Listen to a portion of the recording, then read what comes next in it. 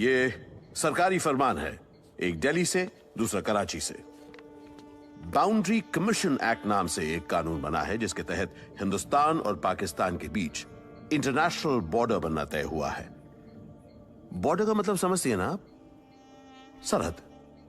कांटों वाली तार खिंचेगी दोनों मुल्कों के बीच और इस अफसोस बेगम जान, रैडक्लिफ साहब की ये लाइन, ये कांटों वाली तार आपके इस कोठे के बीचों बीच ही निकलेगी। अब आप समझिए कि हम रुकिए। आप दोनों की इस चूतिए तार की बात जरा समझ लेने दीजिए। यानी इस ड्योढ़ी के उस तरफ, वो वहां जहां रूबीना, रानी, लाडली खड़ी हैं, वो हिंदुस्तान।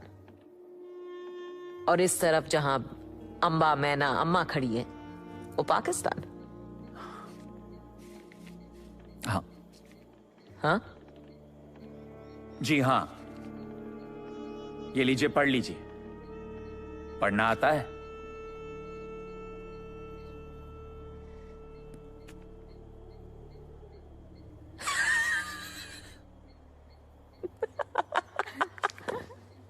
हाँ?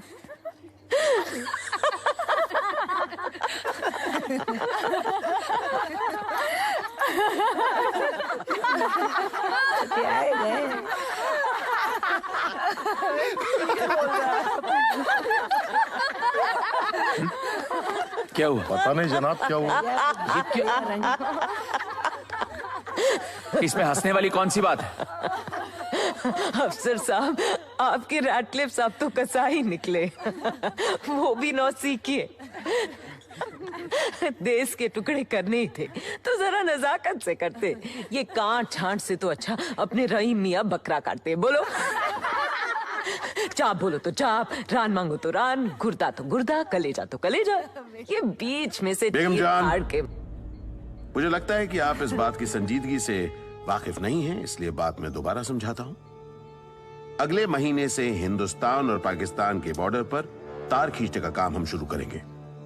इस लकीर से लगे हुए शहर यानी दोरंगला और शक्करगढ़ के हिंदुओं और मुसलमानों को नसीहत भी दी जाएगी कि वो बॉर्डर को पार कर जाएं, क्योंकि पिछले कुछ दिनों के वारदात से यह वाज़ाहिर है कि पाकिस्तान में हिंदू और हिंदुस्तान में मुसलमान महफूज नहीं है। और ठीक इस जगह पर जहां पर हम लोग खड़े हैं, यहां पर एक बॉर्डर चेक पोस्ट बनने वाला है, जहां पर जान, माल, आदमी, जानवर सब सरहद पार करेंगे। और हिंदू और मुसलमानों में दंगे भी हो सकते हैं, इसलिए बेहतर होगा कि आप लोग यहां से। तूने कीमत चुकाई? हाँ पैसा हाँ, दिया ना पूरा। क्यों दिया? एक बार भी पूछा कि लड़की की जात क्या है, ईमान क्या है, धर्म क्या है, हिंदू है या मुसलमान? मतलब धर्म ईमान से इसका क्या? और आप जनाब बदनंगे, जात क्या है आपकी? जात मतलब ब्राह्मण हूँ। आपको पता भी है अभी अभी जिसका बिस्तर गर्म करके आए हैं वो जात में क्या है? धर्म भ्रष्ट होने का डर नहीं है आपको? नहीं और मतलब... क्या है ना जनाब अफसर साहब, हमने भी इनसे कोई पूछताछ नहीं की, जात, ईमान, धर्म, मजहब। बस इन्होंने लड़की पसंद की, कीमत मुकर्रर की और खुशामदीद। क्या समझे? इसमें समझने वाली कौन सी बात है? सभी कोठों में तो जनाब, आप जिसे जुबान से कोठा और दिमाग में रंडी खाना सोच रहे हैं ना, ये मेरा घर है, मेरा वतन। यहाँ कोई हिंदू मुसलमान, ऊंची जात नीची जात नहीं है। यहाँ जिस्म हमारा, मर्जी हमारी और कानून भी हमारा ही चलता है। और आप लोग किस हिंदुस्तान पाकिस्तान की बात कर रहे हैं पता नहीं। हाँ, वो मास्टर बताते रहते हैं, कांग्रेस, मुसलमान लीग, नेहरू, जिन्ना, दिल्ली, कराची, पार्टीशन, ये वो। पर हमारे लिए सब बकवास है, सब बकवास। क्योंकि दिल्ली कराची में बैठा कौन साला क्या तय कर रहा है, उससे हमें कोई मतलब नहीं। यही हमारा चूल्हा, यही चौका, यही चौखट, यही कोठी, यही कोठा। और इससे पहले कि कोई हमें यहां से हटाए, हम उसके हाथ, पैर और जिस्म का वो क्या कहते हैं, पार्टीशन कर देंगे। ए साले, अदब से बात कर।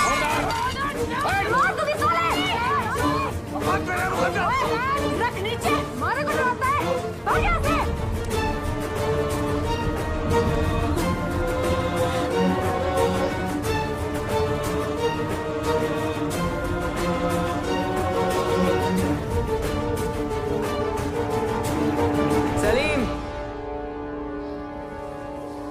मेहमान।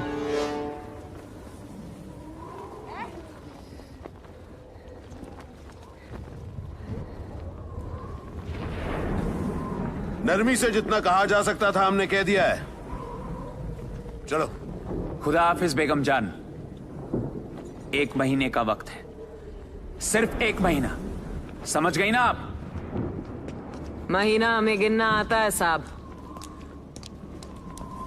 हर बार साला लाल करके जाता है।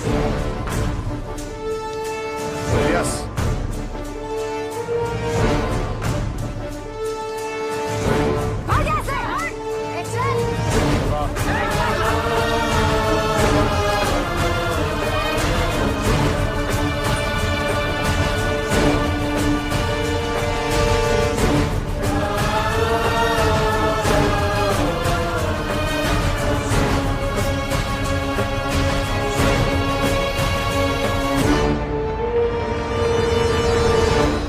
आज जिस वीरांगना की कहानी हम तुम्हें सुना रही हैं, उनका नाम है रजिया सुल्ताना।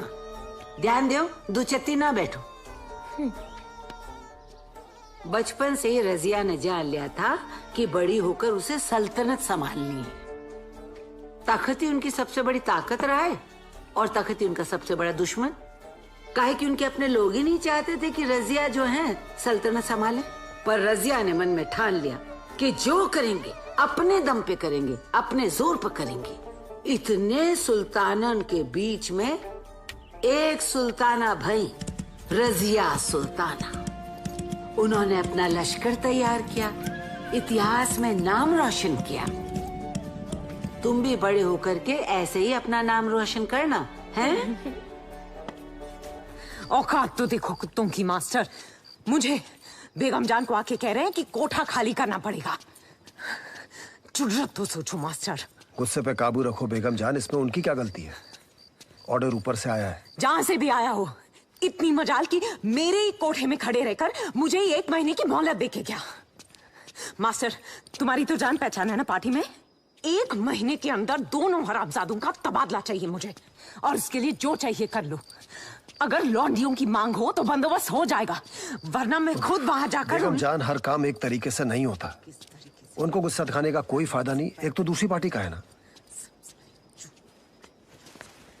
देखिए, मैं जाकर पार्टी हाईकमांड से बात करता हूँ। कम से कम स्टे ऑर्डर मिल जाए, कोई और जगह देख लेंगे। देवते भुख लग रही होगी। मैं क्या जान तो पहले तुझे कुछ खा लेने देता। अच्छा, मैं चलता हूँ, कल पार्टी हाईकमांड से बात करता हूँ। खाना तो खा के जाइए मास्टर। भूख नहीं है। पेट विच दर्द नहीं है? रोनी सूरत लेके खड़ी है। जाके मेरा हुक्का ले आ। तेरी बात कर लूंगी मास्टर से। यही वक्त मिला था इश्क लड़ाने का।